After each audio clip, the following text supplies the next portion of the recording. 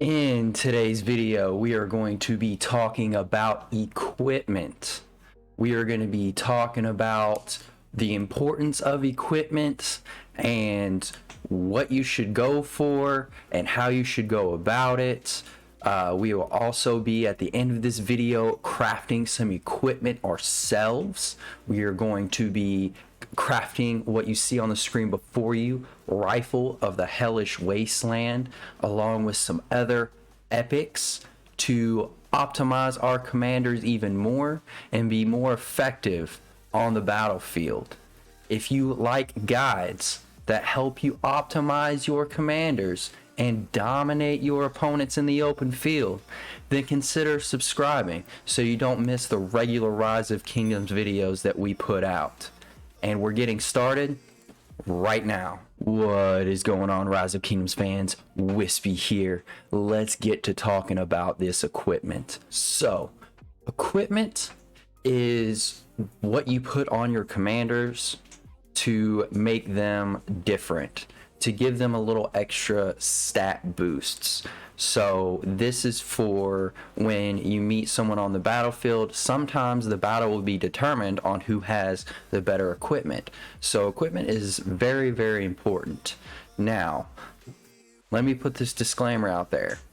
Equipment game is a marathon, not a sprint. So getting better gear, it's a marathon, not a sprint. Now, I know some of you are saying, but yeah, Wispy, there are whales and they can go to the VIP shop and they can buy all the materials and all the equipment chests and all this other stuff and get an edge. Yeah, you're not wrong. But there are tons of free-to-play ways now to get equipment. There's tons of events now to get equipment. There are now even materials in barbarian drops. So there are tons of different ways that you can kind of keep pace. And towards the end game, you should be looking to be close to a mega spender anyways, because of all these different ways to get materials and equipment. In the early game, you want to craft whatever equipment that you can, because in the early game you're going to have a lot of mixed troops. You're not going to know what unit type you want to specialize anyways, and even if you do, you're just not going to have enough of one single troop type. So whatever stats you can get is good. Now once you start to get closer to be able to send out one march of one full troop type, then you can start to differentiate and start going for specific gear. Now, when you are going for gear, you want to go for one with the most stats, but you want to step it up slowly. Like I said earlier, it's a marathon, not a sprint. So you want to start slowly replacing gear piece by piece depending on the stats. So say you're using the sharp longsword and you're getting the 5% cav defense. Okay, so once you get the Vanguard, then you want to upgrade to the Vanguard.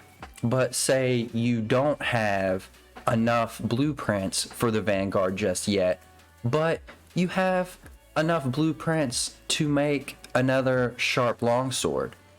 What you should do instead of waiting is, if you don't have the special talent, dismantle it and recraft it to try and get the special talent, because this will go from 5% defense to 6.5%. So you're getting a whole 1.5% of stats while you're waiting to get the Vanguard. So this is how you should approach equipment. You want to upgrade your equipment step by step. Whatever small optimizations that you can get is what you should go for, because in the long run, it's all going to be, even if you do upgrade, from one piece to another, sometimes the stat boost is going to be minimal, but once you take into account, you know, you're doing it for the helmet, the weapon, the chest piece, the pants, the boots, the gloves, it starts to add up. You start to add 1% here, 0.5% there. It starts a snowball effect. So, like, for an example, what I had been doing, it took me forever to get all these special talented. I can't tell you how many times I dismantled and recrafted these pieces of equipment to get the special talent on them. Again, like I said, it's a marathon, not a sprint. So it just takes a while, and it starts to snowball effect. And what happens here is each time you upgrade a piece of equipment, well, guess what?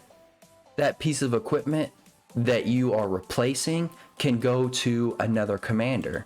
So for the longest time, what I was doing is I was slowly upgrading my Alexander the Great. He's one of my main marches. And every time I would upgrade something on him, like when, you know, I got the Shield of the Eternal Empire, well, guess what? I moved over to Richard, and he now has this Fubuki on him. So that's what I mean when I say a snowball effect. So you make one march really, really good, and each time you upgrade a piece of equipment, well, guess what? You get to move it down, and you get to go even further, because what I had on my Richard before I made that legendary piece of equipment for Alexander was the Gatekeeper Shield, and it's special talented. Well, guess what? Since I got to move the Fubuki to Richard, I got to move the Gatekeeper Shield to Charles. You see what I'm saying here? It's a snowball effect. It's a marathon, not a sprint. You know, I am going into I just finished KVK 2, but it was my second KVK 2. So this account is actually getting really close to the late game. You know, my account is almost a year old. So it took me almost a year to get to where I'm at, and it just takes a while. It's a marathon. Go ahead and let's get to crafting. So I think we are going to save the legendary piece for last. I want to try and get the special talent on the Dark Lord's Blessing. So it says that we have enough of the pick chests. So what we are going to do is we are going to dismantle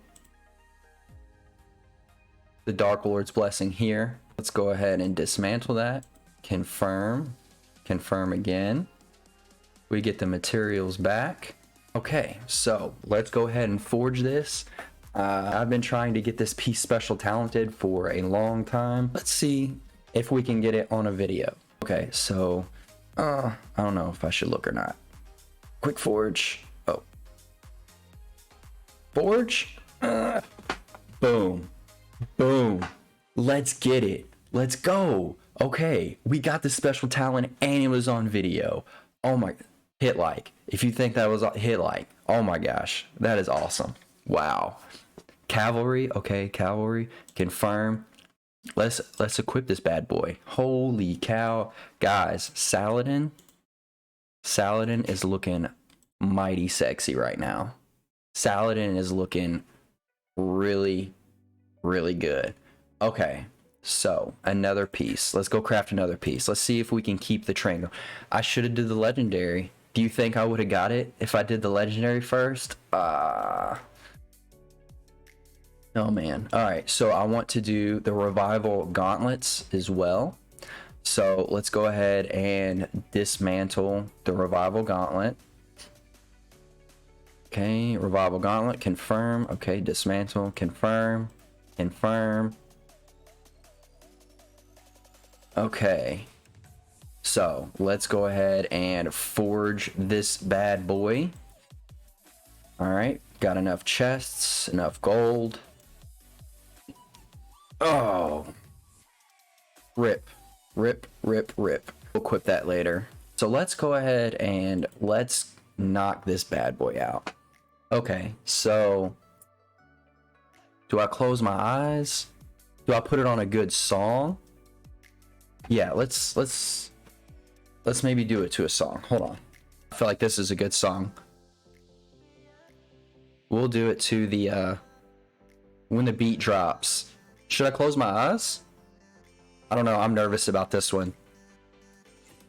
And did it do it?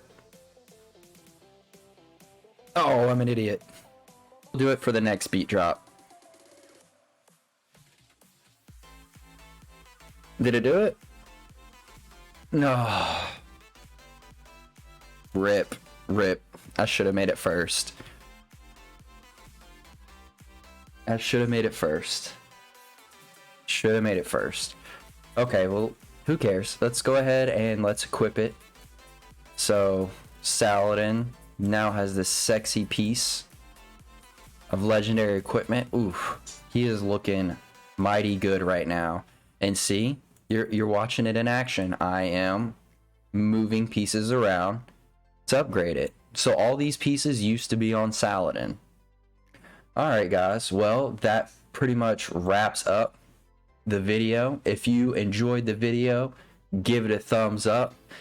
Don't forget to subscribe so you don't miss regular Rise of Kingdoms videos that we put out. And if you guys would like to make this a mini series where I go more in depth and talk about the different gear, have a cav video, an infantry, an archer video, even maybe a leadership video if that's something you're into, leave it in the comments below. Let me know that you guys would like that. Until next time, I'm Wispy Gaming. I'll see you guys in the next video.